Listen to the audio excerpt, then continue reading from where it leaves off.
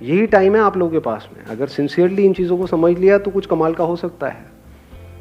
Problem क्या है, basic जो ह्यूमन साइकी है, वो प्रॉब्लम ये है कि हमें कुछ करना ना पड़े, बस बैठे बैठे हमारे सारे काम हो जाए। कि सर ये जो आप बता रहे हो विजन, ये वो ड्रीम को, इसके लिए बहुत कुछ करना पड़ेगा, कोई ऐसा रास्ता बताओ जो शॉर्टकट हो। तो इसके लिए ये जो बातें मैं कर रहा हूँ, इसको समझने के लिए आपके अंदर सेल्फ रिस्पेक्ट होनी चाहिए। जिनके अंदर सेल्फ रिस्पेक्ट होती है वो कभी भी आलसी नहीं मिलेंगे आपको। सेल्फ रिस्पेक्ट का मतलब क्या कि मैं 18 साल से ऊपर हो गया हूं। आप में से कितने जो 18 साल से ऊपर हैं? हाँ, सारे हैं। तो दैट मीन्स कि अगर आपके अंदर सेल्फ रिस्पेक्ट है तो अगर है तो क्या आना चाहिए अंदर से कि मुझे बैठे बैठे नहीं खाना है अपने माँ बाप का, फ्री में मुझे कुछ भी नहीं चाहिए, 1 रुपए भी नहीं चाहिए किसी से भी, चाहे वो मेरे माँ बाप हो चाहे कोई भी हो, अपने बेस पे कुछ करना है। ये सेल्फ रिस्पेक्ट हमारे अंदर होनी चाहिए। ऐसी बहुत कम लोगों में मिलती है। कहीं पे भी कोई ऑफर निकाल दो जहाँ पे ये बोल दो कि हाँ ये लकी ड्रॉ है, और लाखों लोग इकट्ठे हो जाते हैं, सब भिखमंगे भरे पड़े हैं। ये कैसी सोच है? आपको अपनी एक किस्सा सुनाऊं? मतलब एक बार गोवा में एक कैसीनो है, तो मैं और मेरा दोस्त वहाँ पे खेलने गए।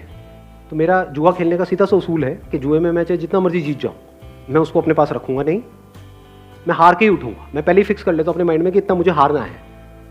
लोग खेलते हैं जीतने के लिए, मैं खेलता हूँ हारने के लिए। अब आप कहोगे हारने के लिए क्यों खेलते हो, पागल हो क्या? अरे खेलने में मजा आता है ना। जैसे हम मूवी देखने जाते हैं तो वहां से कुछ मिलता थोड़ी है मूवी देखने के बाद में। आपने 1000 रुपये खर्चा तो क्या मिला एंड में? मूवी देखने में मजा आया। ऐसी जुआ खेलने में मजा आता है कभी कभी, रोज नहीं। तो सोचोगे जुआरी बैठा हूँ। तो रूले गेम होती है, वो पता है आप लोगों को? उसमें नंबर्स होते हैं बहुत सारे, उसमें नंबर्स पे पैसा लगाना होता है। तो खेल रहे, पहले दिन खेले, वहाँ से मैंने शुरू किया था 2000 रुपये से, जीतते जीतते 20-25 हज़ार रुपये हो गए। अगले दिन फिर खेले और वो दोस्त मेरा दूसरा जो साथ में था वो हारे जा रहा, रोए जा रहा, उस दिन पूरा दिन ही खराब। मतलब मैं क्या यार, मैं 15,000 रुपये डाउन हो गया, ये हो गया, मतलब ये हालत चल रही है उसकी। मैं यहाँ पे जीत के भी खुश नहीं, मैं वो खेलने में मज़ा आ रहा। अच्छा अब ऐसा होगा चलिए यहाँ लगाता हुआ करते करते 75-80 हज़ार रुपये मैं जीत चुका था 2000 रुपये से। तो वहाँ पे जितने प्रोफेशनल जुआरी बैठे होते हैं कैसीनोज में, आप अगर कभी गए हो तो आपको पता होगा, जिनका रोज का होता है, मतलब उनकी शक्ल से पता लग रहा था घर बार सब बिक चुका है। मेरे को आ करके नहीं इशारा, भाई उड़ जा उड़ जा उड़ जा उड़ जा, मैं उड़ जा उड़ जा उड़ जा, मैंने भी ये गलती करती है। मैं कहा क्या मतलब, क्या उड़ जा, मतलब मैं जीत के चला जाऊँ? ये जुआरी कैसे बनते हैं? जीत करके बनते हैं, हार करके बनते हैं। कोई भिखारी कैसे बनता है? जब उसको भीख मिलती है तब बनता है भिखारी, या भीख नहीं मिलती है तब बनता है? जिसको नहीं मिलेगी, उसने कोशिश करी भीख मांगने की, उसको मिली ही नहीं, वो कहेगा नहीं भिखारी बनती मिलने है ही नहीं।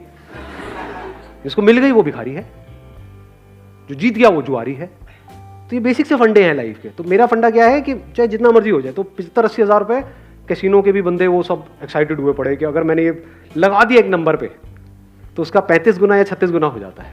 तो उनकी भी एक लिमिट होती है कैसीनो की। तो सबकी हवा टाइट थी, क्योंकि मैं पागलों की तरह खेल रहा था, क्योंकि मेरे को जीतना ही नहीं था, मैं तो हारने के लिए खेल रहा था ना। समझ लो, और लोग जीतने के लिए खेलते हैं, हारने से उनकी फटती है, मेरा ऐसा कुछ था ही नहीं। वहाँ पे मैंने क्या किया, वो पूरा का पूरा पैसा यानी 70-80 हज़ार रुपये एक नंबर पे लगाया और उठ गया वहाँ से। उस नंबर की आने की प्रोबेबिलिटी क्या थी? 1:35। तो सारे मेरे को नहीं इसमें से कुछ तो रख ले, चल होटल का खर्चा ही निकल जाएगा। पागल है क्या, होटल का खर्चा, मैं जुए के पैसे से होटल का खर्चा निकालूंगा, जुआरी हूँ क्या? तो वहाँ पे रखा और मैं उठ करके बाहर चला गया। बाद में दोस्त ने आकर के बता दिया मुझे कि नहीं आया। और अगर वो आ जाता तो 70,000 इंटू 35 करना कितना हुआ?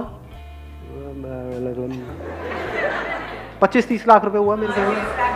हाँ, तो उतना कैसीनो को मुझे देना पड़ता। तो आप समझ सकते हो कि कैसीनो की क्या हालत हुई पड़ी। सोचो अगर वो नंबर आ जाता तो 25-30 लाख रुपए उस कैसीनो को देना पड़ता। लेकिन अगर वो 25 लाख भी आया था तब भी मैंने वहीं पे टेबल पे छोड़ देना था, चाहिए ही नहीं, मतलब ही नहीं। इसको क्या बोलते हैं? Self respect. When I was getting married to my wife, अभी I'm not too sure ये बातें बतानी चाहिए नहीं, बट तो ना बता दो आप, तो हर चीज़ बता दो सर, कुछ भी बता दो, आपका क्या जाएगा, आप तो अपने घर, मेरी वोट लग जाएगी एनी हाउ। तो बट इतनी कोई बड़ी बात नहीं है, छोटी सी बात है, तो बता देता हूँ, सच है तो उसमें बताने में क्या डर। When I was getting married to my wife, तो उस टाइम पे मेरे पास में एक सेकेंड हैंड मारुति स्टीम थी। तो मेरे को उड़ती उड़ती खबर आई कि वो मेरे को होंडा सिटी देने का कुछ प्लान कर रहे हैं। अगले दिन मैं अपने ऑफिस में गया, जितनी भी मेरी सेविंग्स थी वो सारी निकाली मैंने यहाँ से वहाँ से करके और फाइनेंस करा ली एक होंडा सिटी। अगले दिन ही ले आया। मतलब मैं कहा आप दो किसको दोगे? लाइफ का फंडा सिंपल, किसी से भी 1 रुपये भी लेना नहीं है। मर जाऊंगा लेकिन अपनी सेल्फ रिस्पेक्ट पे कॉम्प्रोमाइज़ नहीं करूंगा। अब ऐसे बंदे जो डाउरी आज कहने के लिए इलीगल है इंडिया में, लेकिन आज भी बहुत लोग हैं जो खुल्लम खुल्ला ये सारे काम कर रहे हैं। अब उन बेशर्मों को मतलब क्या ये सेशन उनके लिए है? सोचो। अब वो बंदा आकर के पूछेगा सर मेरा आलस कैसे खत्म हो? अबे तू पहले दहेज देने के बारे में तो बंद कर सोचना। हाँ, बैठे बैठे फ्री का खाने के चक्कर में है, तूने किया क्या उसके लिए जो भी तुझे मिला? तो पहले आपको अपने आप से पूछना है मैं क्या कर रहा हूं, यहाँ पे स्क्रीनिंग कर रहा हूं। अगर आपके अंदर सेल्फ रिस्पेक्ट है ही नहीं, यानी आपको फ्री में कहीं से कुछ मिल जाता है तो आप बड़े खुश हो जाते हो, जुए के पैसे से आप बड़े खुश हो जाते हो, दहेज के बारे में सोचते रहते हो सुबह से रात तक कि हाँ मेरे को कितना मिलेगा, मेरी मार्केट वैल्यू क्या है। अगर इस तरह की आपकी सोच है तो ये सेशन आपके लिए नहीं है। ये सेशन किन लोगों के लिए है? जिनके अंदर सेल्फ रिस्पेक्ट है। जब सेल्फ रिस्पेक्ट होती है तो फिर हम रास्ते ढूंढते हैं कि लूंगा तो नहीं किसी से भी 1 रुपये भी, तो अब कैसे, मतलब खुद को ही लायक बनाना पड़ेगा। तो वहां से लेजीनेस जड़ से खत्म होती है। क्योंकि मैंने आपको बताया ना, माइंड 2 तरह से काम करता है, एक है प्लेजर, सीकिंग प्लेजर, एक है अवॉइडिंग पेन। यानी कि अगर आप पूरे दिन ये सोचते रहो कि मुझे अपने किस पेन को अवॉइड करना है, और वो पेन जिसको आप अवॉइड करना चाहते हो वो पेन उससे बड़ा होना चाहिए जो पेन आपको हो रहा है वो काम करने में जो आपको करना पसंद नहीं है। आया ऊपर से गया। हाँ, पढ़ने में पेन होता है, लेकिन अगर नहीं पढ़े तो इस थॉट से अगर आपको पेन होने लग जाए कि अगर मैं नहीं पढ़ा तो मेरे जो माँ बाप हैं उनकी हालत बद से बदतर होने वाली है, ये सोच करके अगर आपको उससे ज्यादा पेन होता है जितना आपको पढ़ने में होता है तो अपने आप ही पढ़ने लग जाओगे। और दूसरी तरफ से मैंने क्या बोला है कि प्लेजर, यानी ऐसी सेंसेशन अंदर से रिलीज हो वो सोच करके विजन के बारे में जो उससे बड़ी हो, जो छोटी मोटी चीज़ों में, तो कामयाब हो जाओगे।